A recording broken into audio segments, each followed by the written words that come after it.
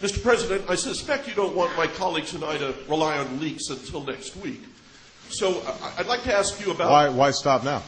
Well, perhaps you'd like to help us set a new stage in our relationship by telling us where you stand on your decision on Afghanistan. You had what we were told was your final meeting last evening. Can you tell us how many more troops you'll be sending to Afghanistan, how you'll be paying for them, and whether you'll be announcing a timetable or exit strategy for them? Mark, I will be making an announcement to the American people about how we intend to move forward. I will be doing so shortly. I think that the review that we've gone through has been comprehensive and extremely useful, and has brought together my key military advisors, but also civilian advisors. I can tell you, as I've said before, that it is in our strategic interest, in our national security interest, to make sure that Al-Qaeda and its extremist allies cannot operate effectively in those areas. We are going to dismantle and degrade their capabilities and ultimately dismantle and destroy their networks. And Afghanistan's stability is important to that process.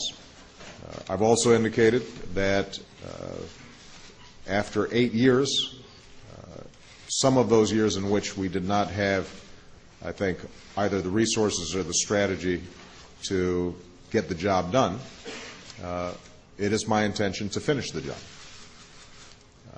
And I feel very confident that when the American people hear a clear rationale for what we're doing there and how we intend to achieve our goals, that they will be supportive.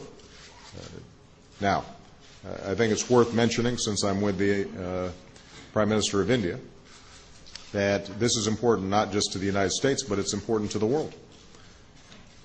And that the whole world, I think, has a core security interest in making sure that the kind of extremism and violence that you've seen emanating from this region is tackled, confronted in a serious way. Now, we have to do it as part of a broader international community. And so one of the things I'm going to be discussing is the obligations of our international partners in this process. It's going to be very important to recognize that the Afghan people ultimately are going to have to provide for their own security. And so we'll be discussing that process whereby